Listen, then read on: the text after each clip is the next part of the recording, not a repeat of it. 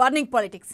నిత్యం కద్దర్ నేతల డైలాగ్ వాడుతూ రణరంగాన్ని తలపించే తెలుగు నేల రాజకీయం రసకందాయంగా మారింది.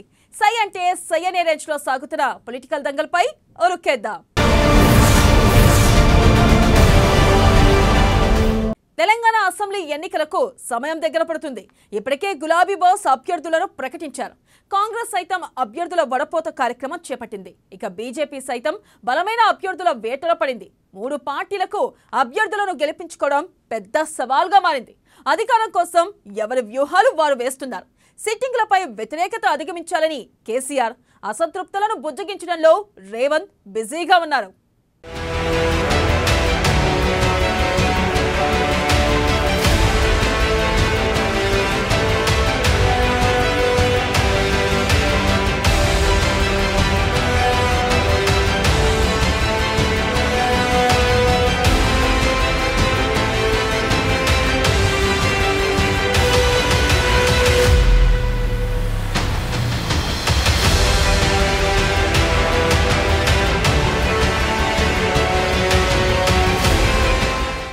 అధికారం కోసం 3 పార్టీల వ్యూహాలు.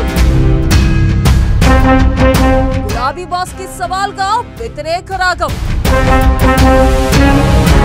అసంతృప్తులను బుజ్జగిస్తున్న రేవంత్. బలమైన అభ్యర్థుల కోసం కిషన్ రెడ్డి వేట.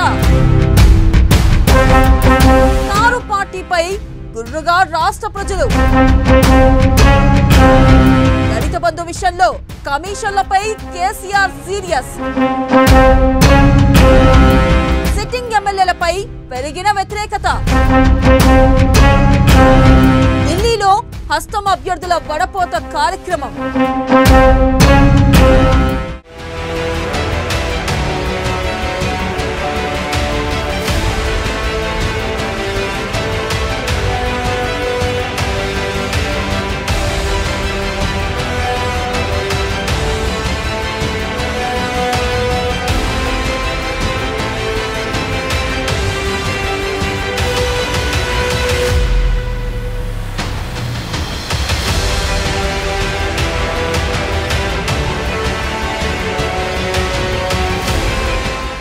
రాబోయే అసెంబ్లీ ఎన్నికలను బీఆర్ఎస్, కాంగ్రెస్, బీజేపీ పార్టీలు ఛాలెంజ్ గా తీసుకున్నాయి.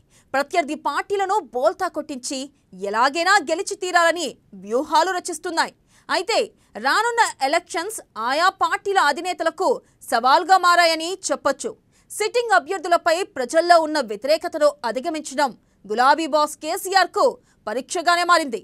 అభ్యర్థుల ఎంపిక ప్రక్రియ టీపీసీసీ చీఫ్ రేవంత్ రెడ్డికి బిగ్ టాస్క్ గా మిగిలింది. ఇక 119 నియోజకవర్గాల్లో దీటైన క్యాండిడేట్లను గుర్తించి ఫైనల్ చేయడం బీజేపీ స్టేట్ చీఫ్ కిషన్ రెడ్డికి ఓ టెస్టుగానే ఉందని చెప్పొచ్చు.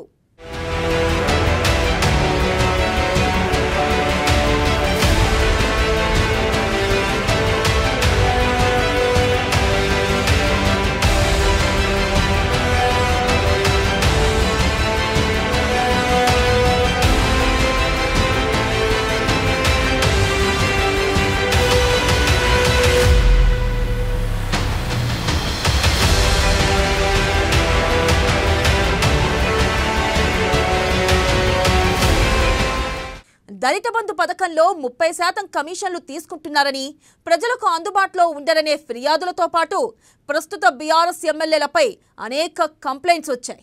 అనేక మందిని సీఎం హెచ్చరించినట్టు పార్టీ వర్గాల్లో చర్చ కూడా జరిగింది. సిట్టింగ్ ఎమ్మెల్యేలకు టికెట్ ఇవ్వకపోతే శ్రేణుల నుంచి వ్యతిరేకతతో పాటు పోల్ మేనేజ్మెంట్లో ఇబ్బందులు తలెత్తుతాయన్న ఉద్దేశంతో కేసీఆర్ కొత్త ముఖాలను బరిలోకి దించే సాహసం చేయలేకపోయారన్నది ఆ పార్టీలోని నేతల నుంచి వినిపిస్తున్న వాదన. 7 చోట్ల సిట్టింగ్లను మార్చినందుకు, 4 స్థానాల్లో పెండింగ్లో పెట్టినందుకు అక్కడి లోకల్ నేతల నుంచి వస్తున్న అసంతృప్తి ఇప్పటికీ కొలిక్కి రాలేదు. బుజ్జగింపులు, సర్దుబాట్లు ఇంకా కొనసాగుతూనే ఉన్నాయి. అయితే ప్రజల్లో సిట్టింగ్ల పట్ల తీవ్రమైన వ్యతిరేకత, అసంతృప్తి ఉన్నందున ఎన్నికల ప్రచారంలో దానిని అధిగమించడం ఇప్పుడు అధినేతకు సవాల్గా మారింది.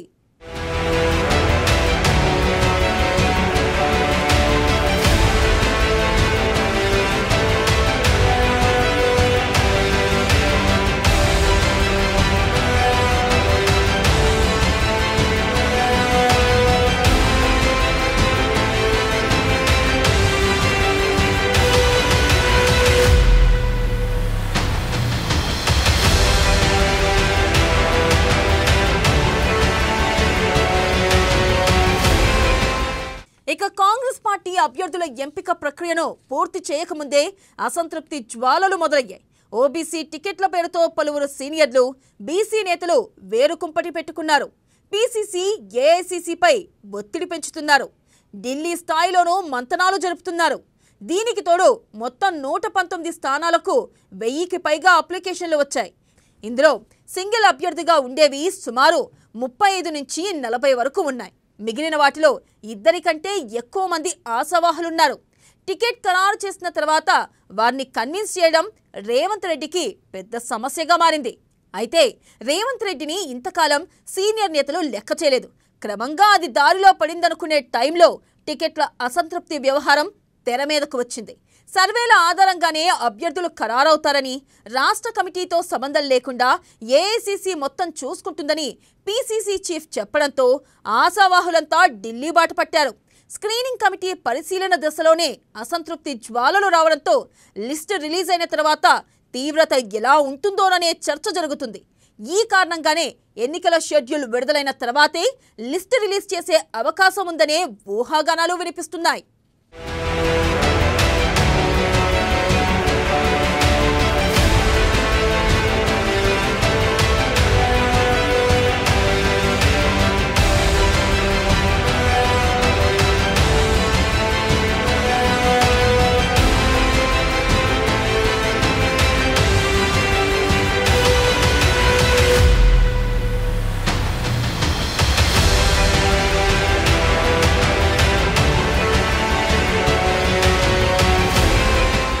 ఇక ఏ పార్టీతోనో పొత్తు లేకుండా ఒంటరిగానే బరిలోకి దిగాలనుకుంటున్న బీజేపీకి మొత్తం 119 స్థానాల్లో దీటైన అభ్యర్థులు దొరకడం లేదు. సుమారు 6000 దరఖాస్తులు వచ్చినా అందులో పోటీకి అర్హత కలిగిన వారెవరనేది ఆసక్తికరంగా మారింది. గత ఎన్నికల్లోనూ మొత్తం స్థానాల్లో పోటీ చేసిన బీజేపీ అభ్యర్థుల్లో 105 మంది డిపాజిట్ కోల్పోయారు. చాలా చోట్ల నోటా కంటే తక్కువ ఓట్లు వచ్చాయి. రాష్ట్రం ఏర్పడిన తర్వాత 3 సీట్లకు పరిమితమైన బీజేపీ 2018 ఎన్నికల్లో కేవలం 1 సీటుతోనే సరిపెట్టుకుంది. కర్ణాటక అసెంబ్లీ ఎన్నికల వరకు బీఆర్ఎస్కు దీటుగా ప్రత్యామ్నాయంగా ఉన్న ఆ పార్టీ రాష్ట్ర నాయకత్వం నుంచి బండి సంజయ్ని తప్పించి కిషన్ రెడ్డికి పగ్గాలు అప్పజెప్పిన తర్వాత దాని పరిస్థితి పెనం మీద నుంచి పొయ్యిలో పడినట్లయింది. అభ్యర్థుల ఎంపిక దశలోనే ఆపసోపాలు పడుతున్న కిషన్ రెడ్డికి వారిని గెలిపించుకోవడం కత్తి మీద సాములా మారింది.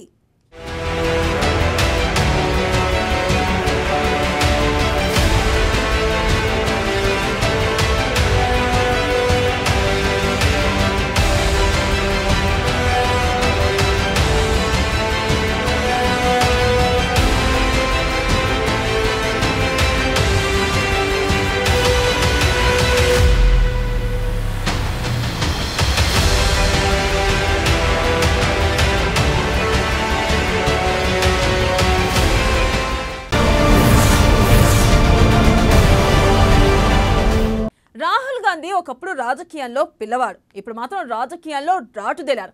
పప్పు అనే వారిని మాటలతోనే మెప్పించారు. నిజాయితీ, నిబద్ధతతో అందరి మనసులు గెలుచుకున్నారు.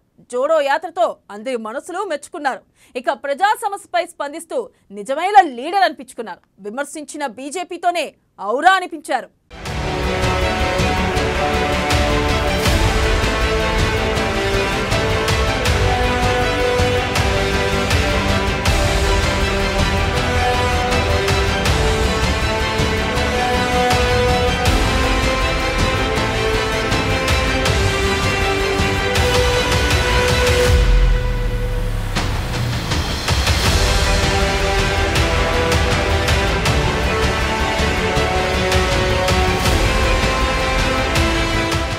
రాజకీయంలో రాటుదేలిన రాహుల్, ప్రసంగంలో రూటు మార్చిన రాహుల్ గాంధీ, విమర్శకుల నోటికి మాటతోనే సమాధానం, జోడో యాత్రతో ఫుల్ మైలేజ్, మణిపూర్ పర్యటనతో ప్రజల దృష్టిని ఆకర్షించిన రాహుల్, నార్వే పర్యటనలో బీజేపీకి వరుస కౌంటర్లు, దర్యాప్తు సంస్థలు బీజేపీ వాడుతోందని విమర్శ, నిజాయితీతో అధికారంలోకి వస్తామని వెల్లడి.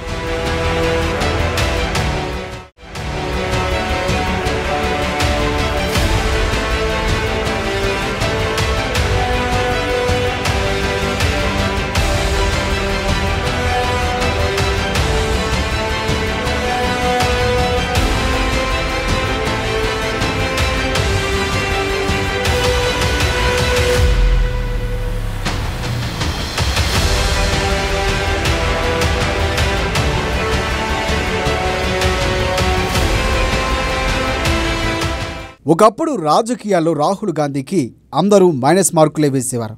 పప్పు అని ఎద్దేవా చేసేవారు. ఇదంతా ఒకప్పుడు. ఇటీవల కాలంలో రాహుల్ గాంధీ చేపడుతున్న కార్యక్రమాలు, మాట్లాడుతున్న తీరు, విదేశీ యూనివర్సిటీల్లో ఉపన్యాసాలు, చేస్తున్న ప్రతిభ, లోక్సభలో కానీ బయట కానీ అనేక అంశాలపై వ్యక్తం చేస్తున్న అభిప్రాయాల్లో ప్రదర్శిస్తున్న రాజకీయ పరిణితి విమర్శకులకు సంభ్రమాశ్చర్యాలను కలిగిస్తున్నాయి. భారత జోడో యాత్ర ద్వారా దేశంలో ప్రతి ప్రాంతాన్ని, ప్రతి కోణాన్ని స్పృశించిన రాహుల్ గాంధీ అటు అధికార పక్షమైన బీజేపీ వర్గాలే కాదు, ఇటు సాటి విపక్షాల నాయకులను కూడా విస్మయానికి గురిచేసిన విషయము అందరికీ తెలుసు. ఆ తర్వాత ఆయన రోజు రోజుకు ఇంతింతై వటుడింతై అన్నట్లు తన రాజకీయ పరిపక్వతను ప్రదర్శిస్తూ దేశానికి క్రమంగా ఒక ప్రత్యామ్నాయ రాజకీయ శక్తిగా ఎదుగుతున్నట్లు కనిపిస్తోంది. ఇందుకు తాజాగా ఇటీవల రాజకీయ గాంధీ నార్వే యూనివర్సిటీలో చేసిన సంభాషణాత్మక ఉపన్యాసం ప్రముఖంగా ప్రస్తావించుకోవాలి. What you're describing, the Congress organization, that's a political organization, and that's weak in Bengal. And it's strong in Karnataka. Yeah. It's strong in Maharashtra. It's strong in some parts and it's weak in other parts. The other way to describe the Congress is as an idea, right? And as one of the central visions for India's people, right? And that is not weak at all. That is very strong. Now, sometimes there's a mismatch between the idea and the ability of the organization to pick up the heart of the idea, right? And you can see that the Congress party goes through that transition. That's what we are in the process of doing today. We are redefining the Congress organization and bringing it closer to the Congress idea. The Congress idea is a revolutionary idea. To give you a sense, we fought the British, we fought them non-violently, and we defeated them. We didn't kill them, we didn't threaten them. Affectionately, we defeated a superpower. That's the Congress idea. And that's very strong in the Indian heart and in the Indian mind. That idea is under attack right now by the RSS idea. సాధారణంగా రాజకీయ నాయకుల్లో కనిపించిన నిజాయితీ, నిబద్ధత రాహుల్ గాంధీలో కొట్టొచ్చినట్లు దేశానికి కనిపిస్తోంది. త్వరలోనే జరగనున్న 5 రాష్ట్రాల అసెంబ్లీ ఎన్నికల గురించి రాహుల్ గాంధీ ప్రెస్ వారితో మాట్లాడుతూ చేసిన వ్యాఖ్య సాధారణ నాయకుల వ్యక్తీకరణకు భిన్నంగా ఉంది. తెలంగాణలో తాము గెలవడానికి అవకాశం ఉందని, మధ్యప్రదేశ్, ఛత్తీస్గఢ్లలో ఖచ్చితంగా గెలవబోతున్నామని, రాజస్థాన్లో పోటీ గట్టిగా ఉంటుందని, అక్కడ కూడా గెలవచ్చని రాహుల్ చేసిన వ్యాఖ్య కొంత చర్చకు దారితీసింది. ఎవరైనా తమకు ఓటమి భయం లోపల ఉన్నప్పటికీ గెలిచేది తామేనని చెబుతారు. కానీ రాహుల్ గాంధీ అలా చెప్పలేదు. వాస్తవ పరిస్థితిని దృష్టిలో ఉంచుకొని తన అభిప్రాయాన్ని నిజాయితీగా వ్యక్తం చేశారు. ఇది తన పార్టీ వారికి రాజస్థాన్లో కొంత ఇబ్బంది కలిగించవచ్చు. కానీ రాహుల్లోని నిబద్ధతను, నిజాయితీని చూపించడానికి ఇది ఒక పరమోదాహరణగా భావించవచ్చు. అలాగే ఇటీవల లోక్సభలో మహిళా రిజర్వేషన్ బిల్లుపై చర్చ జరిగినప్పుడు కాంగ్రెస్ పార్టీ వారు ఓబీసీ రిజర్వేషన్ల పట్ల ఎంత నిజాయితీగా, నిబద్ధతతో ఉన్నారో ఆయన మాటల్లో తెలియవచ్చింది. Women's bill, which every single party has supported, can be implemented tomorrow morning. All you have to do is you have to say 33% of the seats are going to be reserved for women in the Lok Sabha and the Vidhan Sabha. It's very simple. There's nothing more to it. If the BJP was serious about doing it, that's what they'd do. There's no connection between giving women's reservation and census. There's no connection between giving women's reservation and delimitation. They're not connected. So once again, it's a distraction. They suddenly needed, they came up with the idea of the special session and they needed something. That they came out with because we made a speech about Adani and that newspaper, we did a press conference about Adani and the newspaper, the Financial Times, came out with a story. Suddenly they want to do a special session. The first thing they were planning in the special session was India ko Bharat kar do. And then they got a backlash. They realized that there's a huge cost to this. People will not like this. So then they backed down on that. Now they've come out with this. But they've not given anything to the women of India. What they are saying is, 10 साल में आप women reservation bill मिल जाएगा. And we are saying नहीं, आज दीजिए. ये जो आपने सेंसस की बात की है, ये जो आपने डिलिमिटेशन की बात की है, ये बहाने हैं. इनको परे कीजिए, 33% अभी दीजिए, हम सब सपोर्ट करेंगे। అంతేకాదు తాము గతంలో మహిళా రిజర్వేషన్ బిల్లులో ఓబీసీలకు సబ్ కోటా కల్పించకపోవడం అనేది 100% తప్పేనని, అందుకు పశ్చాత్తాప పడుతున్నామని కూడా నిజాయితీగా ఒప్పుకున్నారు. ఇది కూడా రాహుల్ గాంధీలోని స్వచ్ఛమైన రాజనీతిజ్ఞకు తార్కాణంగా నిలుస్తుంది. ఇక ముందు రాజకీయాల్లో కాంగ్రెస్ పార్టీ వారు వెనకబడిన వర్గాలకు ముందు పెద్దపీట వేస్తారు అనే సంకేతాలు ఆయన నోటి నుంచి వినబడుతున్నాయి. మణిపూర్ హింసాకాండ సందర్భంగా అక్కడకు వెళ్ళి ప్రజల కష్టాలు కన్నీళ్లు అర్థం చేసుకున్న తీరు, అక్కడ ప్రస్తుతం మాట్లాడిన మాటలు కానీ, దేశంలో పలు వర్గాల ప్రజలు పలు సందర్భాల్లో కనపరుస్తున్న తీరుతెన్నులు కానీ, ఇటీవలే కూలి వేషంలో పెట్టె మోస్తూ ప్రజల్లో ఆకర్షిస్తున్న సందర్భానికి కానీ, ఇలా అనేక సందర్భాల్లో రాహుల్ గాంధీ ప్రజానాయకుడుగా ఎదుగుతూ వస్తున్న తీరు దేశాన్ని అబ్బురపరుస్తోంది. पूरा हिंदुस्तान का बजट क्या है और ये जो ओबीसी ऑफिसर्स हैं ये इस बजट में से कितना कंट्रोल कर रहे हैं और क्या कंट्रोल कर रहे हैं, आदिवासी क्या कंट्रोल कर रहे हैं, दलित क्या कंट्रोल कर रहे हैं। ओबीसी हिंदुस्तान के 5% बजट को कंट्रोल कर रहा है, ओबीसी ऑफिसर्स। तो मुझे बात समझ नहीं आ रही है, प्रधानमंत्री हर रोज ओबीसी की बात करते हैं, ओबीसी प्राइड की बात करते हैं, मगर ओबीसी के लिए किया क्या। अब जब मैंने ये बात बोली, उनका रिस्पॉन्स बड़ा इंटरेस्टिंग है। वो कहते हैं कि लोकसभा में हमारा रिप्रेजेंटेशन है, लोकसभा में रिप्रेजेंटेशन का क्या लेना देना है। मैं कह रहा हूं कि बजट डिसीजन जो लेते हैं, जो बजट को ऑफिसर्स हैं, जो बजट को कंट्रोल करते हैं, 5% ओबीसी निर्णय ले रहे हैं। और मैंने सिर्फ यह सवाल पूछा, क्या हिंदुस्तान में ओबीसी की आबादी 5% है, यह मैं जानना चाहता हूं। अगर 5% है तो फिर वो ठीक है, उसको मैं एक्सेप्ट करने के लिए तैयार। అన్నిటికంటే ముఖ్యంగా రాహుల్ గాంధీ ఇటీవల నార్వే యూనివర్సిటీలో చేసిన ఉపన్యాసంలో వెలుబుచ్చిన అభిప్రాయాలు చాలా కీలకమైనవి. దేశంలో జరుగుతున్న అనేక విషయాల పట్ల ఆయనకున్న స్పష్టమైన అవగాహనను తెలియజేస్తున్నాయి. 2014 ముందు భారతదేశంలో కేవలం రాజకీయ పక్షాల మధ్య పోటీ ఉండేదని, ఇతర రాజ్యాంగ సంస్థలు స్వతంత్రంగా పనిచేసేవని, మీడియా స్వేచ్ఛాయుతంగా ఉండేదని, వాక్ స్వాతంత్ర్యం అనేది సజీవంగా ఉండేదని చెప్పారు. కానీ ఇప్పుడు భారతదేశంలో ఆ స్థితి లేదని, సిబిఐ, ఈడీ, ఐటీ, ఎన్నికల కమిషన్ తదితర సంస్థలు, మీడియా అన్ని పాలకుల చేతుల్లో బందీలై వారి రాజకీయ అస్త్రాలుగా మారిపోయంటూ ఆయన మాట్లాడిన మాటలు దేశంలో జరుగుతున్న రాజకీయ పరిణామాల పట్ల ఆయన సంపూర్ణ అవగాహనకు అద్దం పడుతున్నాయి.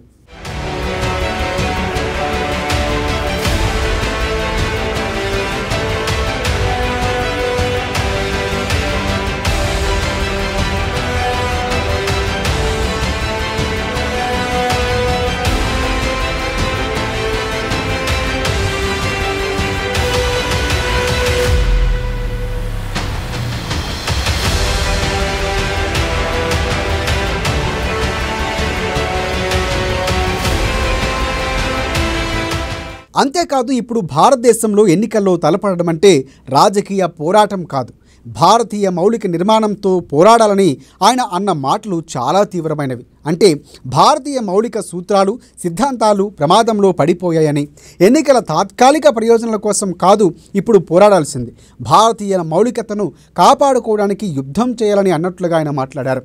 ఇదంతా సాధారణమైన విషయం కాదని, ప్రతిపక్షాల మధ్య సయోధ్య ఎలా కుదురుతుందో ఇప్పటికిప్పుడు చెప్పలేనని, ఇచ్చి పుచ్చుకునే ధోరణితో అధికార బీజేపీని మెయిన్ టార్గెట్గా చేసుకుని ఉమ్మడి వ్యూహంతో కదులుతామని ఆయన స్పష్టం చేశారు.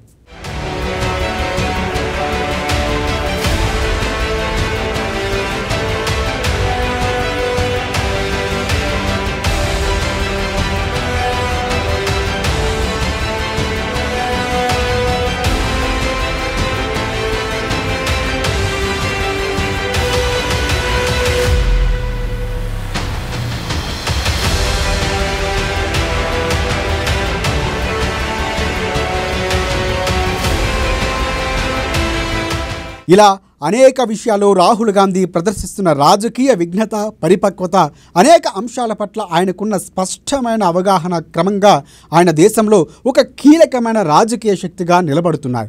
రానున్న రోజుల్లో మిగిలిన విపక్షాలు రాహుల్ గాంధీ శక్తియుక్తులను ఎలా ప్రతిపక్ష ఐక్యతను ప్రధాన వనరుగా వాడుకుంటాయో చూడాలి. మొత్తంగా రాహుల్ గాంధీని ఒక పిల్లవాడిలాగా ఎగతాళి చేసిన సోకాల్డ్ పెద్దలంతా ఇప్పుడు అతన్ని నోరు తెరుచుకొని చూసే పరిస్థితి వచ్చిందని మాత్రం గట్టిగా చెప్పవచ్చు.